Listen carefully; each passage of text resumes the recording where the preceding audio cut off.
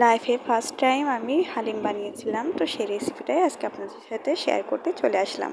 Hello guys, আসসালামু আলাইকুম, welcome to Ishra's invention. আজকে চলে আসলাম আপনাদের সাথে একদম ইজি ওয়েতে হালিম বানানোর রেসিপি নিয়ে। তো আশা করছি আপনাদের সবার ভালো লাগবে। প্রথমে আমি এখানে ফুটন্ত গরম পানি নিয়ে তাতে হালিমের যে ডালের প্যাকেটটা থাকে সেটা পুরোটা ঢেলে দিয়েছি। দিয়ে খুব ভালোভাবে এই পানিটার সাথে মিক্স করে রেখে দিলাম 15 মিনিটের জন্য। আজকে আমি রাঁধুনি হালিম মিক্স দিয়ে একদম ইজি ওয়েতে আপনাদের সাথে হালিম রেসিপিটা শেয়ার করব। এদিকে আমি এখানে মাংস রান্না করার জন্য চলে এসেছি। তো প্রথমে সরিষার তেল দিয়ে তাতে পেঁয়াজগুলো দিয়ে দিচ্ছি বেরেস্তা তৈরি করে নেওয়ার জন্য। বেরেস্তাগুলো তৈরি হয়ে গেলে এখান থেকে আমি 3 ভাগের 2 ভাগ উঠিয়ে রাখবো পরবর্তীতে হালিমটা ডেকোরেশনের জন্য। তো এখানে আমি 300 গ্রামের মতো মুরগির মাংস নিয়েছি। আর এই মুরগির মাংসটার উপরে আগে থেকে লবণ আর শুকনো মরিচ দেওয়া ছিল। তো আমি এটা ডিরেক্ট একেবারে চুলার উপরে দিয়ে দিলাম। আর তারপরে এতে সামান্য পরিমাণে আদা বাটা আর রসুন বাটা দিয়েছি। আর তারপরে দিয়ে দিচ্ছি এতে সেই হালিম মিক্সের মশলাটা। এখানে মশলাটা পুরো প্যাকেটটা দেওয়া ভালো ছিল, যেহেতু আমি এখানে মাংসের পরিমাণটা ঠিকই নিয়েছি। আর প্যাকেটের গায়েও কিন্তু লেখা ছিল যে 200 বা 300 গ্রাম মাংসের জন্য এই পুরো প্যাকেটটাই লাগবে।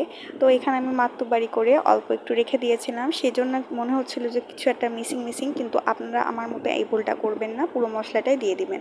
তো এই তো মশলাটা দিয়ে খুব ভালোভাবে মাংসটা আমি কষিয়ে নিয়েছি। তারপরে এতে দিয়ে দিচ্ছি পানি। পানিটা দেওয়ার পরে অপেক্ষা করব যতক্ষণ না এই মাংসের পানিটা ফুটে উঠছে। এখানে আপনারা গরুর মাংস বা ছাগলের মাংসটাও ইউজ করতে পারেন। আমি এখানে মুরগির মাংসটাই নিয়েছি। মাংসের কালারটা কিন্তু দারুণ এসেছে আর মাংসটা অলরেডি ডান। এই পর্যায়ে আমি আগে থেকে ভিজিয়ে রাখা ডালের মিশ্রণটা এবার মাংসের ভিতরে দিয়ে দিচ্ছি। এই মাংসের সাথে ডালটা খুব সুন্দর করে মিক্স করে নেব। মিক্স করা হয়ে গেলে দিয়ে দেবো হাফ কাপ পরিমাণ পানি। পানিটা দেওয়ার পরে ফুটে উঠলে আমাদের এই মজাদার হালিমটা রেডি।